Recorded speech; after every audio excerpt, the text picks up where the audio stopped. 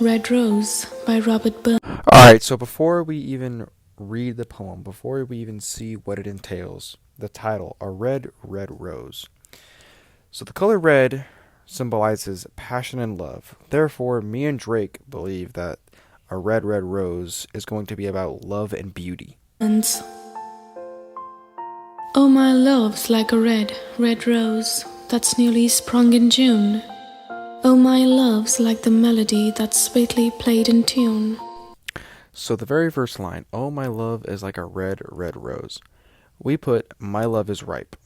Now, following that, the second line says, that's newly sprung in June. And we believe this means young and blooming. Now, the last two lines, oh, my love is like the melody that's sweetly played in tune. We put that this means that his love is pretty and it's like a song.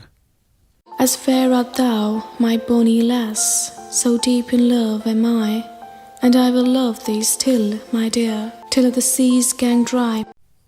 Alright, now in the second quatrain, the fifth line, so far art thou my bonny lass, and this means the beautiful woman, so deep in love am I, so who I'm in love with. And I will love thee still, my dear, till all the seas gang dry, and this means the woman I love for an eternity. Till the seas gang dry, my dear, and the rocks melt with the sun, I will love thee still, my dear, while the sands of life shall run. Alright, following that third quatrain, till all the seas gang dry, my dear, until the seas clear, and the rocks melt with the sun, and rocks melt, I will love thee still, my dear, I'll love you, while the sands o' life shall run, while life goes on. And fare thee well, my only love, and fare thee well a while, and I will come again, my love, though it were 10,000 mile. Alright, and the fourth and final quatrain, here we go.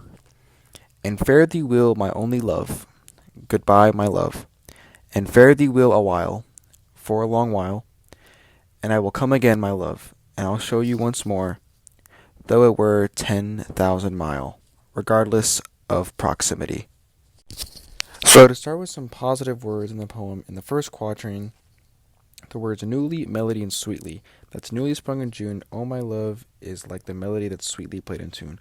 All of these words give off the impression that the love that he has is new and peaceful. As far as negative words and negative phrases go, the best one we could find is in the last quatrain whenever he says, fare thee will a while. Now, we put this means for a long while, and in this quatrain, it shows that he is either leaving or she's leaving, and we don't know if it's forever or for a really long time, but regardless, it makes him really sad and really depressed. So, just to spice things up a little bit, I didn't want our whole video to just be screenshots from my phone of my computer, so I took a screenshot of Brian here in the midst of reading our poem. Alright, so how does the speaker feel about the subject? The speaker feels a lot of compassion towards the subject. Obviously, he's talking about his love, someone that he cares so much for, and it's very obvious that this person means the world to him. And what feelings are expressed in the poem? Now, to begin, we have these expressions of, oh, everything is so nice, everything is so good, fresh love, it's blooming all over the place, and then towards the end, we get feelings of loneliness and sadness because his loved one isn't there to be with him. Now, towards the end of the poem, there is an attitude shift, and I put this picture up for a reason to visibly show that. Now, the picture on the top shows the speaker in the beginning of the poem, like I talked about whenever he was all happy and the love was blooming. Now, the picture on the bottom is towards the end of the poem, whenever he starts saying goodbye to his love, and he will still love her even if she's 1,000 miles away. Now, after reading the poem, looking back at the title, A Red, Red Rose, we were correct about the title being about love. However, we did not expect that the poem was going to be about a man leaving his love instead of becoming inseparable to his love. Now, for the theme. The poem is about love as well as how unchanging true love is with time. No matter the distance away from the woman in the poem or how much time passes, he will always love her. First, one reason why the poem is considered to be romantic is because it shows idealism.